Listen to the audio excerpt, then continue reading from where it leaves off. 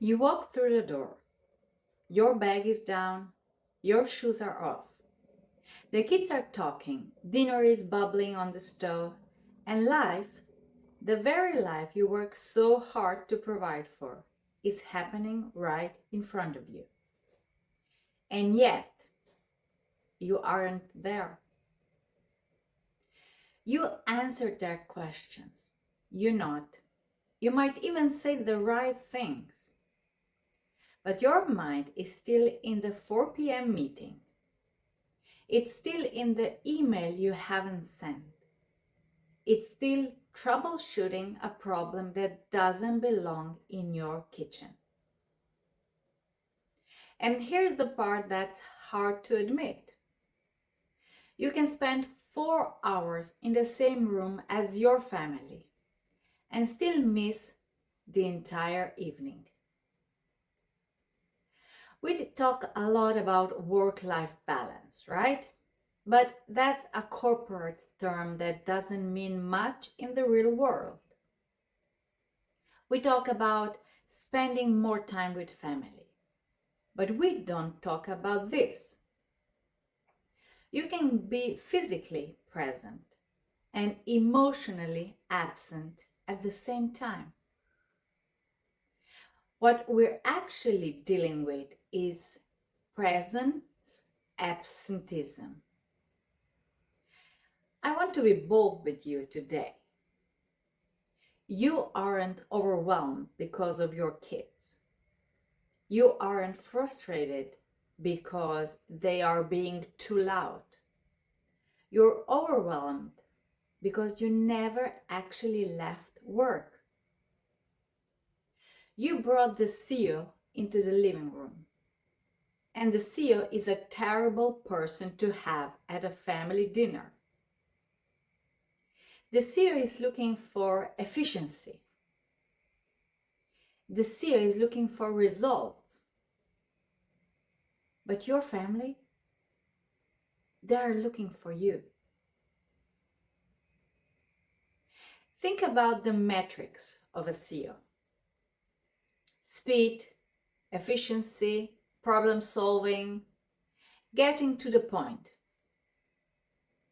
Now think about the metrics of a toddler or a teenager. Connection, play, mentoring stories, mess. When you bring that CEO mindset to the table, you treat your child's story about their day like a status update. You're trying to move through as fast as possible. You're looking for the bottom line, while they're just looking for your eyes. And the hardest part, you don't even realize you're doing it. During my coaching training, I heard a story that I've never forgotten. A coach shared a memory of his father coming home from a long day. He described how his dad would walk in, go straight to the fridge, open a can of beer, and take one long sip. In that exact second, the click of the can and that first swallow, he arrived. He relaxed. He became dead. And now let's be real. That one sip of beer didn't hit his bloodstream and change his chemistry instantly. It was a placebo. It was an anchor. That beer was his permission slip to stop being the worker and start being the man of the house. And it's interesting, right? Because it wasn't the beer. It was the beer, it was what the beer represented. It was permission to stop, permission to switch roles, permission to come back. We all have these anchors. Some of us scroll on our phones for 20 minutes. Some of us change into leggings immediately. Some of us pour a glass of wine. We use these external things to tell our brain it's safe to land now. I want you to be really honest with yourself right now. What is your can of beer? Is it a glass of wine you feel you need the second you walk in? Is it the 20 minutes you spend hiding in the bathroom scrolling through Instagram just to numb out the noise? There is no judgment here, just realization. Those aren't rituals of presence. They are rituals of escape. They don't help you arrive. They help you disappear even further.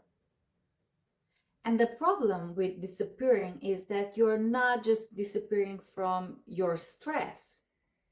You're disappearing from the people who love you.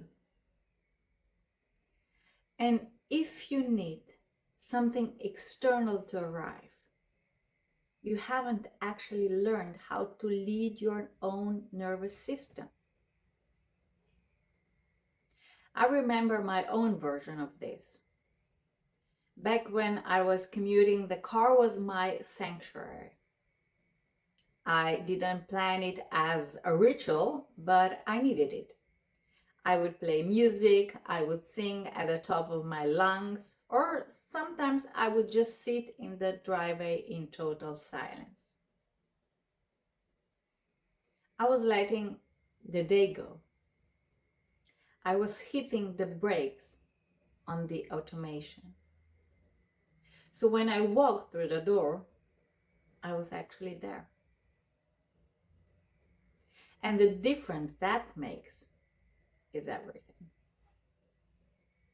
Because I also seen the opposite. The days when I didn't do that. When I walked in already full, already tense, already in my head, and suddenly the smallest things felt like too much. A question, a sound, someone needing something. Things that normally wouldn't bother me suddenly did. And that's the moment. Not the moment to control your kids, not the moment to be more patient. That's the moment to realize I'm not back yet. Your irritation is not the problem, it's the signal. And most of us live 90% of our lives on autopilot. We are in a tunnel driving straight forward because we don't think there's any other way to go. We don't even question if we're still heading in the right direction.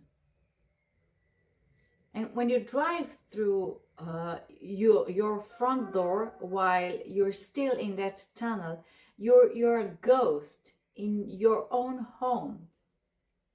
And over time, this becomes your normal. Have you ever looked at your child while you were in that tunnel? They can see the ghost. They see the hollow look in your eyes. They see the 5-second delay between them asking a question and you actually hearing them. They aren't just seeing a busy mom. They're seeing a mom who is somewhere else. And now, with all the digital noise and notifications following us into the kitchen, that ghosting is becoming our default state. We are teaching our kids that being somewhere else is the only way to be. And they actually don't need more time from you. They need you 100% present.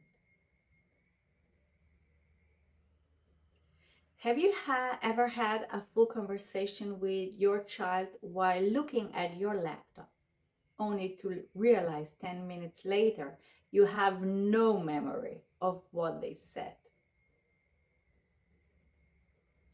That is the cost of staying in the tunnel. And yes, we see it in our kids too. When they are glued to their screens and we're just another background noise. But we can't ask them to put the screen down if we haven't actually landed ourselves.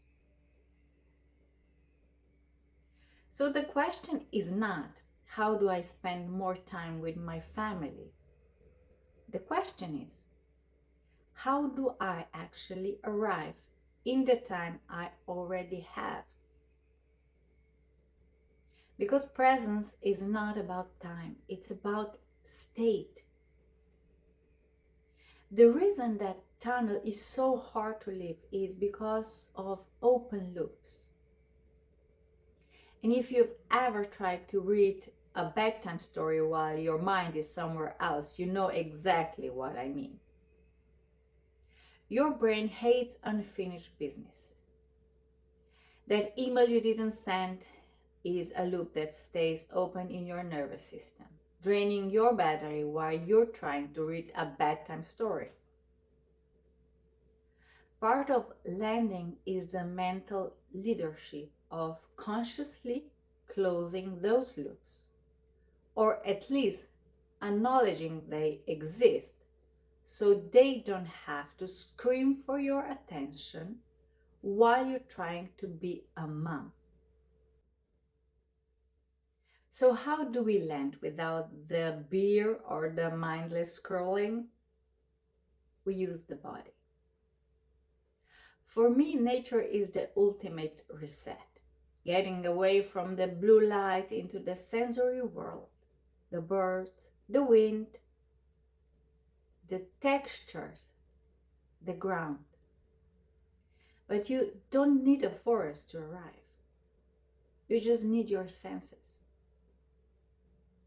It can be as simple as rubbing two fingers together so closely that you can feel every single ridge of your fingerprint, or focusing entirely on the sensation of your feet on the floor. This is how you hit the brakes.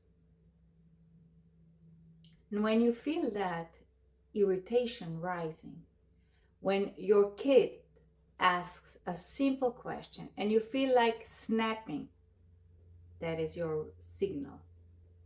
It's not a sign that they are annoying. It's a sign that you are not back yet. You're still full of the day. And no amount of trying to be patient will fix that. Taking 5 minutes to land isn't a failure of motherhood. It's an act of leadership. Imagine the shift in your house if, instead of walking in and snapping because the shoes are in the hallway, you said this: "Hey guys, I'm so happy to be home. My brain is still a little bit at the office, so I'm going to go upstairs for 5 minutes. Breathe and leave the CEO in the hallway. When I come back down, I'm all yours." That is a radical act of honesty, and most people are too afraid to do it. You're teaching your kids how to respect their own boundaries by showing them how you respect yours. Telling your kids, "I love you and I need 5 minutes to land so I can really be with you," is infinitely better than snapping at them because you're still processing a spreadsheet in your head. When you come from a place of grounding, everything flows. You don't manage your kids, you connect with them. You don't survive the evening, you experience it. My challenge for today: is to notice the moments you walk through the door. Are you a ghost? Are you still in the tunnel? And don't judge yourself. Just hit the brakes. Feel your feet on the floor. Take one breath that actually reaches your belly. Your life isn't waiting for you at the end of your to-do list. It's happening right now, in the kitchen, in the chaos, in the moment you finally choose to arrive. So today, don't try to be more patient. Don't try to be a better mom. Don't try to fix anything. Just notice. Are you actually here? And if the answer is no, that's okay. That's your moment. Not to judge yourself, but to come back. Because your life is not waiting for you after everything is done. It's happening in the moment you return. You don't need more time. You need more arrival. Arrival is where the diamonds are. Not in the perfect moments, but in the real ones you're finally present enough to see. You can't find a diamond in a tunnel. You can only find them in the moments where you are still enough and present enough to see the way the light hits the chaos of your real life. The laughter, the mess, the eye contact. Those are the things you're working so hard to provide. Don't work so hard for a life you never actually show up to inhabit. Until the next time, pause, check your direction, and welcome home.